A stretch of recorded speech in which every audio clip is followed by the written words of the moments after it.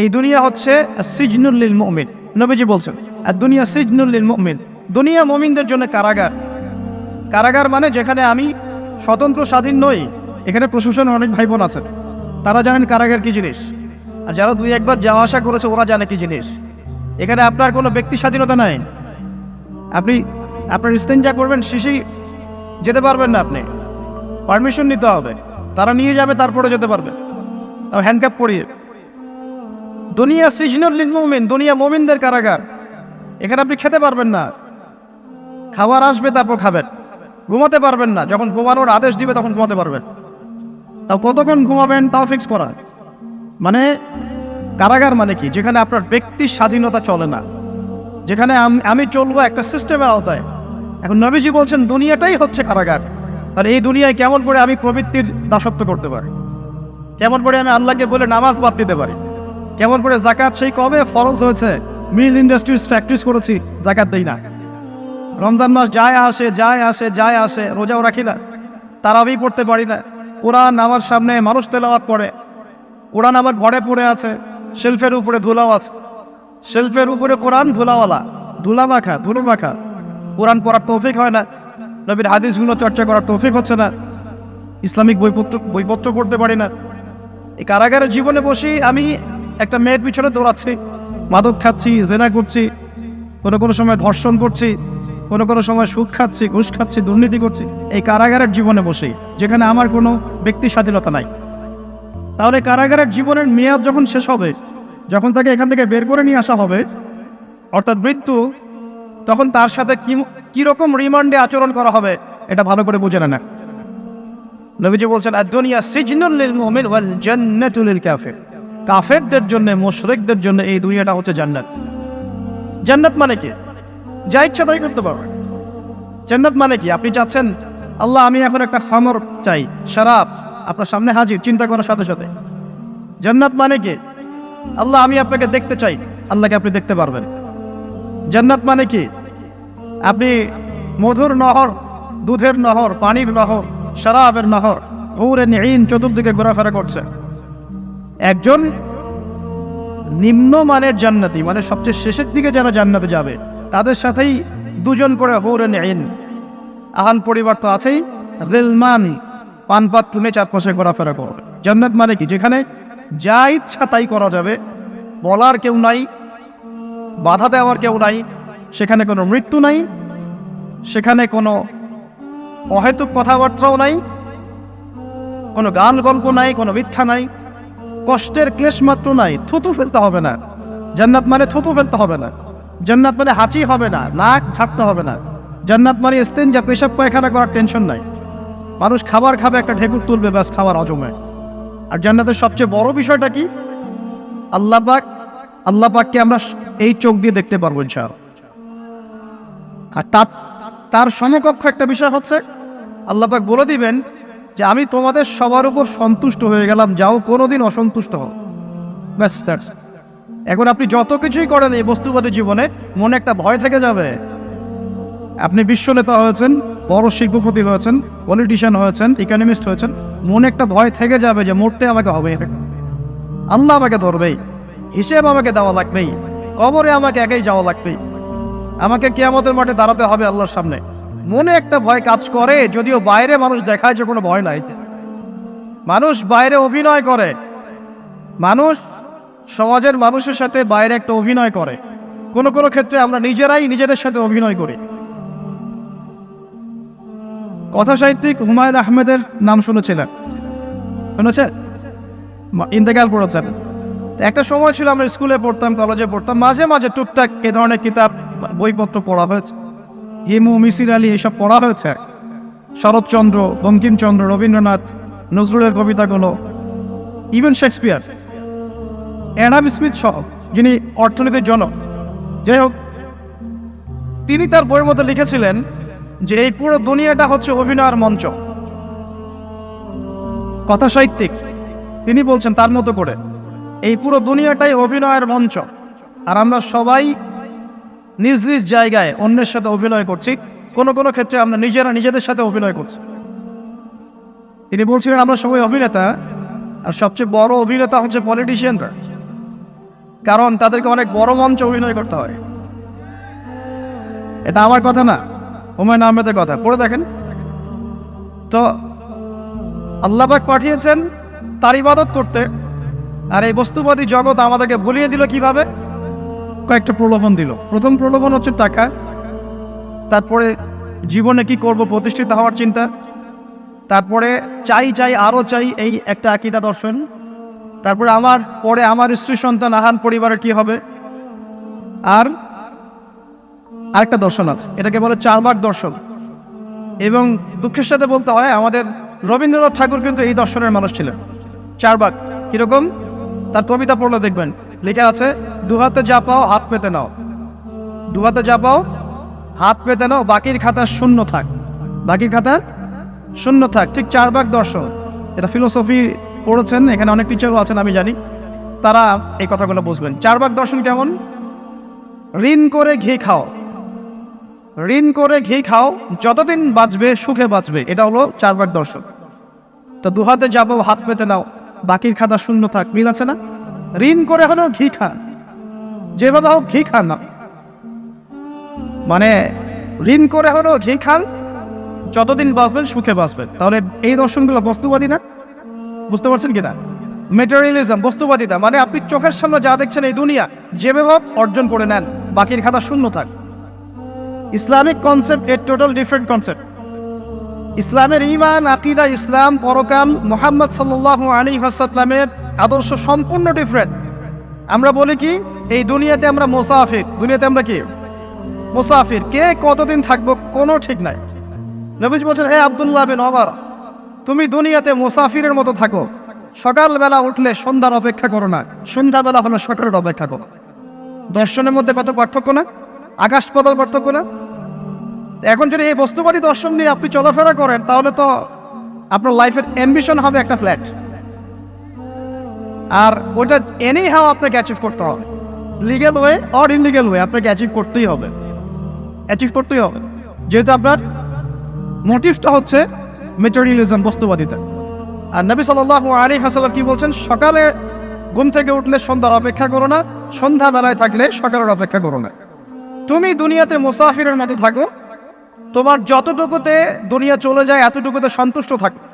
নবীজি বলছেন, তোমরা হাঁটবে যখন রাস্তায় চলাফেরা করবে, তোমাদের উপরের দিকে দেখবে না যে তোমাদের উপরে কারা আছে, অলওয়েজ দেখবা তোমাদের নিচে কারা আছে, তোমাদের চেয়ে খারাপ কারা আছে। এক ভাইকে আপনি দেখবেন আপনি সুস্থ, তার হাত নাই। আরেক ভাইকে দেখবেন আপনি সুস্থ, তার চোখ নাই। এক ভাইয়ের পা প্যারালাইজড হয়ে গেছে, এক ভাইয়ের বডি প্যারালাইজড, একজন হার্টের রোগী, একজন ডায়াবেটিসের রোগী। আপনি সুস্থ আছেন, অথচ ওই ব্যক্তির অনেক টাকা পয়সা আছে, আপনার নাই। এখানে কে ধনী বলেন দেখি, আপনি না সে?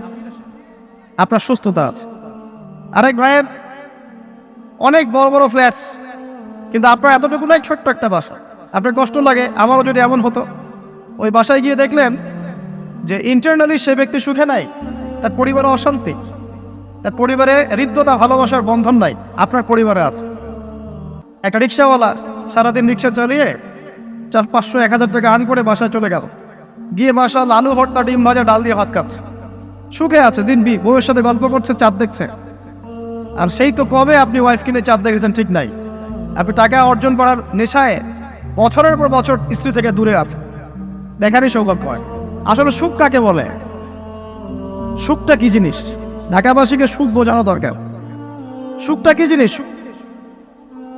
যখন আপনি বা আমি নিজেকেও বলছি, যখন আমরা আল্লাহকে পাবো, আল্লাহ পাকের ইবাদতের মধ্য দিয়ে, রাসূলের সুন্নতের মধ্য দিয়ে অল্পে তুষ্ট থাকতে পারবো, যা আছে এতে শুকরিয়া আদায় করবো, আপনার তো সুখী মানুষ দুনিয়াতে কেউ নাই, কেউ নাই দুনিয়াতে।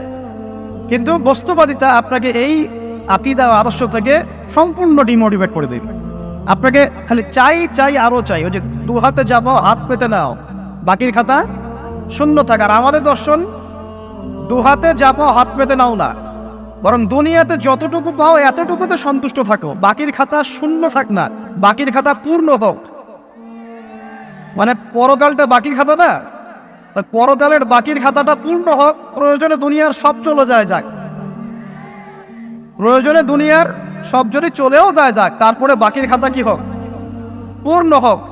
এটাই আল্লাহ রাব্বুল আলামিন সূরা আ'লার মধ্যে বলছেন, বাল তু'থিরুনাল হায়াতাদ দুনিয়া, তোমরা এই দুনিয়ার জীবনটাকেই প্রাধান্য দিয়ে থাকো, ওয়াল আখিরাতু খায়রুন ওয়া আবকা, কিন্তু আখিরাত হচ্ছে সবচেয়ে উত্তম এবং চিরস্থায়ী।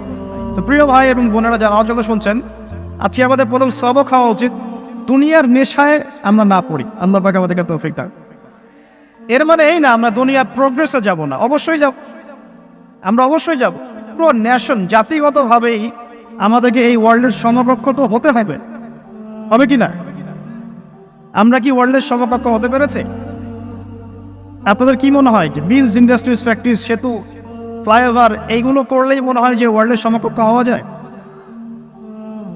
প্রত্যেক জনগণ ভিতর থেকে সুখী কিনা, তাদের অন্ন, বস্ত্র, চিকিৎসা, শিক্ষা, বাসস্থান, এই যে মৌলিক চাহিদা, বেকারত্ব ঘোচানো, 3 বেলা খাওয়া খেয়ে পরে বাঁচা, জীবনের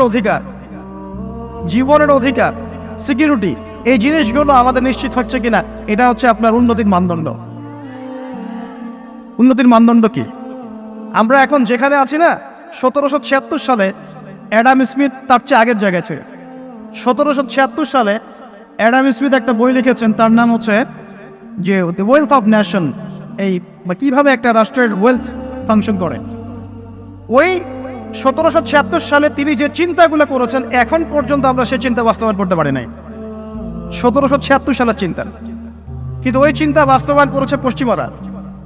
পশ্চিমা সভ্যতা যেটা আপনি দেখছেন দাঁড়িয়ে আছে, এই একটা বইয়ের উপর দাঁড়িয়ে আছে। যেমন একটা এক্সাম্পল দিই, আলোচনা কঠিন হয়ে যাবে, অন্যদিকে যাব। আমরা মনে করি যে অর্থনীতি আমরা নিয়ন্ত্রণ করব, ঠিক আছে, অর্থনীতির পুরো বিষয়গুলো আমরা নিয়ন্ত্রণ করে আমরা সমৃদ্ধি নিয়ে আসবো। আসলে বিষয়টা কি জানেন? অর্থনীতির নিজের একটা ফ্লো আছে, ও নিজেই নিজেকে নিয়ন্ত্রণ করে, এবং তার উপর একটা ইনভিজিবল হ্যান্ড থাকে, অদৃশ্য হাত, যেটা আমরা বলি আল্লাহ রাব্বুল আলামিন। আল্লাহ রাব্বুল আলামিন এই পুরো অর্থনীতিকে নিয়ন্ত্রণ করে।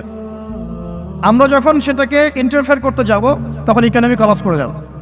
এই যে করছে কলাপস। আরো ব্যাপার আছে, শুধু ব্যবসা, অর্থনীতি, এক্সপোর্ট ইম্পোর্ট, এগুলোকে তিনি জাতির মানদণ্ড বলতেন না। তিনি বলতেন যতক্ষণ পর্যন্ত জাতির প্রত্যেক ব্যক্তির মধ্যে এথিক্স না আসবে, নীতি যতক্ষণ পর্যন্ত না আসবে, আপনি করাপশন থামাতে পারবেন না। তাই হয়েছে না? শুধু ব্যবসা না, আদর্শ কতটুকু আছে? এই যে আপনি দেখছেন বিভিন্ন জায়গায় ভেজাল খাবার খাওয়াচ্ছে, ওদের কি টাকার অভাব আছে? ওদের টাকার কিন্তু অভাব নাই। নেম ফ্রেমের কোনো ঘাটতি আছে? এস্টাবলিশড বিজনেস, তাহলে কেন আপনাকে ভেজাল খাওয়াবে? কারণ তার মধ্যে এথিক্স নাই, নীতি নাই। এই জন্য জাতির প্রত্যেক সদস্যকে, মানে প্রত্যেক জনগণের প্রত্যেককেই আগে নীতিগত শিক্ষা দেওয়া উচিত। আর এই কাজটাই করে ইসলাম, বলে সুবহানাল্লাহ। এই এথিক্স এবং নীতি শেখায় কে? ইসলাম। ইসলামের চেয়ে সার্বজনীনভাবে এবং যুগোপযোগীভাবে কেউ এথিক্স শেখাতে পারবে না। কাগজে কলমে অনেকে অনেক কথা বলতে পারে, প্র্যাকটিক্যালি শেখাবে কে? ইসলাম। এখন বলতে পারেন তাহলে মুসলিমদের মধ্যে দুর্নীতি কেন, মুসলিমদের মধ্যে কেন এই সমস্যাগুলো হয়? উত্তর একটাই, ওই যে স্যার বলে গেলেন, আমি বিভিন্ন ওয়াজে যে এক এক জায়গায় এক এক কথা বলে। উত্তরটা কি? উত্তরটা হচ্ছে যে কোরআন এবং সুন্নাহর সঠিক যে শিক্ষাটা আছে, এই শিক্ষাটা আমরা অনেকেই বাস্তবায়ন করতে পারছি না। এটা আমাদের ব্যর্থতা। এটা কাদের ব্যর্থতা? এটা আমাদের ব্যর্থতা। এখানে আমাদের ব্যক্তি স্বার্থ থাকতে পারে, এখানে আমার জ্ঞানের স্বল্পতা থাকতে পারে, আমার ভিতরে অহংকার থাকতে পারে, বা আমি অল্প শিক্ষিত হতে পারি, এবং এমন হতে পারে আমার জ্ঞানটা যুগোপযোগী না। ইসলামিক জ্ঞান আমার মধ্যে আছে, কিন্তু কিভাবে এই জ্ঞান দিয়ে ওয়ার্ল্ডকে ডিল করবো, এই জ্ঞানটা আমার মধ্যে নাই। এই কারণে আমরা হয়তোবা ইসলাম, কোরআন সুন্নাহ হাতে থাকার পরেও এই সমস্যাগুলো ফেস করছি। প্রথম সমস্যা হচ্ছে বস্তুবাদিতা। আল্লাহ পাক আমাদের সবাইকে, যারা আলোচনা শুনছি, দুনিয়ার প্রেমিক হওয়া থেকে বাঁচাক বলি আমি। দুনিয়ার প্রেমিক না, প্রেমিক হবো কার? আল্লাহর আখিরাতের। কতটুকু দাম আছে দুনিয়ার? আল্লাহ পাক বলছেন একটা মাছির পাখার সমানও না। একটা মাছির পাখার কি দাম আছে আপনার কাছে? আল্লাহ পাক বলছেন পুরো দুনিয়ার দাম আমার কাছে যদি একটা মাছির পাখার সমান হতো, তাহলে এই দুনিয়াতে কোনো কাফের মুশরিক পানি পান করতে পারতো না। তার মানে এই দুনিয়াতে যা করো করো, আমার তো কোনো দামই নাই দুনিয়ার। কালকেই তো আমি দুনিয়া ধ্বংস করবো। আর ওই যে দুই জাতির কথা বললাম, জিন এবং মানব জাতি, আপনারা সূরা আর রহমান পড়বেন। রহমান নামটা অনেক ব্যাপক, দয়াময়ের নাম, তার মানে আল্লাহ পাক মার্সিফুল, মোস্ট মার্সিফুল। কিন্তু এই সূরা আর রহমানে একটা ভয়ঙ্কর আয়াত আছে, কি? সানাফরুগু লাকুম আইয়ুহাস সাকলান। হে মানুষ এবং জিন, হে মানুষ এবং জিন, শীঘ্রই আমি তোমাদের দুইটা জাতিকে ডিল করার জন্য ফারেক হচ্ছি, অপেক্ষা করতে থাক। মানে আল্লাহ পাক কুল্লু ইয়াউমিন হুয়া ফি শাআন, মানে আল্লাহ পাক কি করেন, সবসময় তার কাজে ব্যস্ত আছেন। মহাবিশ্বের তো গ্রহ নক্ষত্র গ্যালাক্সির অভাব নাই, মাখলুকের কোনো অভাব নাই। আল্লাহ পাক প্রত্যেকটা মুহূর্তেই তার কাজে ব্যস্ত আছে, তার কাজে শানে ব্যস্ত আছে। কিন্তু এই ব্যস্ততা থেকে ফারেক হবেন কাদের জন্যে? মানুষ আর জিনের জন্য। সুবহানাল্লাহ, মানুষ আর জিনের জন্য। আল্লাহ পাক বলছেন সানাফরুগু লাকুম আইয়ুহাস সাকলান, দাঁড়াও, দুনিয়ার মধ্যে এইসব করে বেড়াচ্ছ, তোমাদের দুই জাতির জন্য আমি অচিরে ফারেক হব ইনশাআল্লাহ। ওইটাই হলো কিয়ামতের দিন। যদি ওই দিনটা আমরা মাথায় রেখে চলি, ইনশাআল্লাহ আমরা কেউ বস্তুবাদী হব না ইনশাআল্লাহ। আল্লাহ পাক আমাদের সবাইকে দুনিয়া মুসাফিরের মতো থাকার তৌফিক দান করুন। আমরা উন্নতি করব, অবশ্যই অগ্রগতি করব, আমরা সবকিছুই করব, কিন্তু দুনিয়ার পূজায় ডুবে যাব না। এটা একটা বড় চ্যালেঞ্জ। মানে মধ্যমপন্থী থাকতে হবে, না একদম গোলালু মার্কা আর না চরমপন্থী, মাঝামাঝি থাকার চেষ্টা করতে হবে। আল্লাহ তৌফিক দান। ঢাকাবাসীর জন্য এর চেয়ে বড় কোনো নসিহত হতে পারে না। আর ঢাকার মতো যত মানে সিটিজ, মেগা সিটিজ আছে সারা ওয়ার্ল্ডে, তাদের জন্য এটাই প্রথম নসিহত, বস্তুবাদিতা ত্যাগ করতে হবে, বস্তুবাদিতা।